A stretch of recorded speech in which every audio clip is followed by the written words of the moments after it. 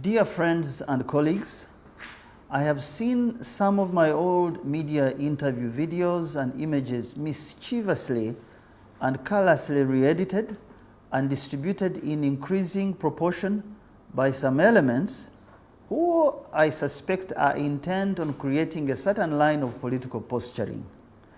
In the past, I have ignored these, but I'm now compelled to respond, given the probable import and interpretation of these images by some of you, my friends. These interviews and the videos have been adulterated and presented as if they were conducted today. Yet they are more than 6 years old. The people doing this, I presume, are seeking to create the impression that there are some special people, in quotes, in the movement who are jostling for positions in the event of any form of succession and leadership in the party and country. They assume that if they throw my name in this melee, it makes their games appear legitimate and credible. This is wrong. Munsanze nga ndaba bulungi, amaaso nga ngakanode bulungi. You will not use me or anyone I work with in this undisciplined and aimless behavior. For those who vent this thinking, there are two problems. First, the people behind it know there is no election going on now, and we only just got out of one. I was not a participant in this election, and therefore, I am not petitioning for anything. Why would I, therefore, I or anyone project themselves in a non-existent contest now? What outcome would one be aiming at? Who is this who has time on their hands for these destructive games at a time when the country is moving forward with the work of healing rifts that were provoked by the recent elections? Secondly, this fruitless social media campaign has an underlying intention of driving a wedge among supporters of the movement, as if the organization has neither structures nor system to make decisions about leadership renewal. I suspect this is enemy propaganda that is meant to cause unnecessary strife, and it should be rejected.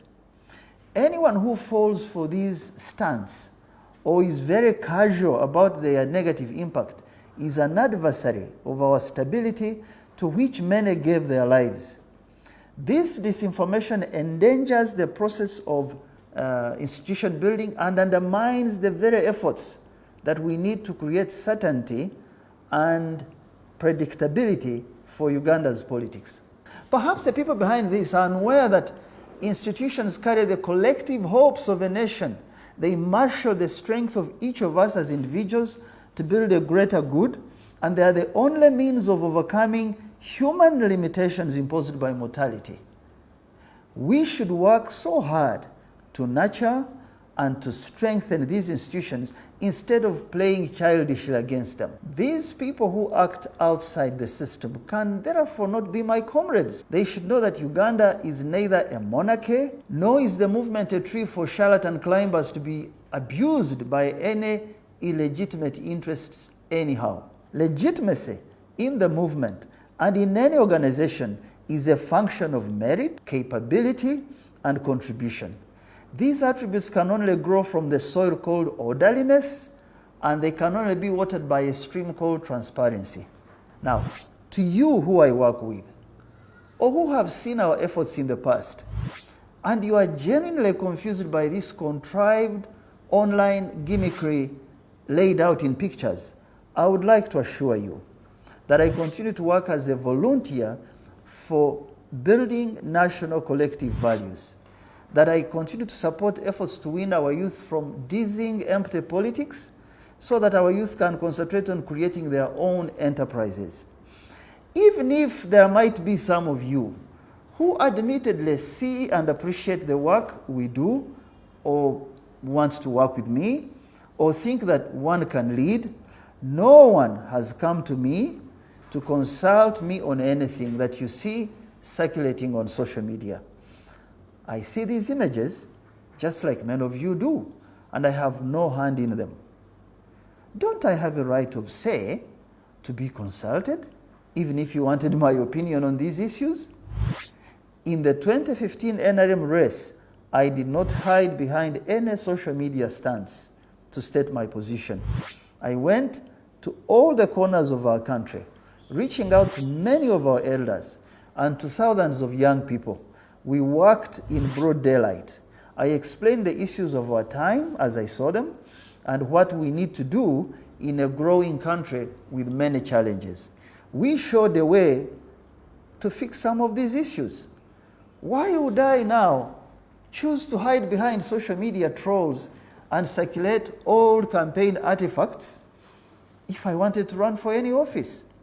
Anyone who has worked with us can easily surmise these are not our work methods, because we always seek an honest, deeply engaging, and thoughtful debate about what needs to be done. This is because we know that leadership is not positions and titles.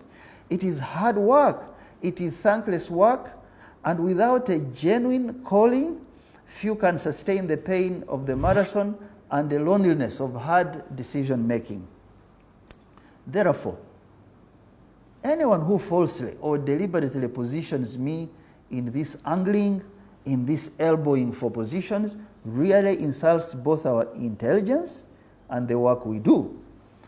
Leadership is a selfless and genuine internal search for purpose, a search for meaning, and contribution to an institution. Leadership is a carefully sought out choice about who is capable among many who might often not even see a similar direction, but they share concerns about an institution at a given time and given circumstances.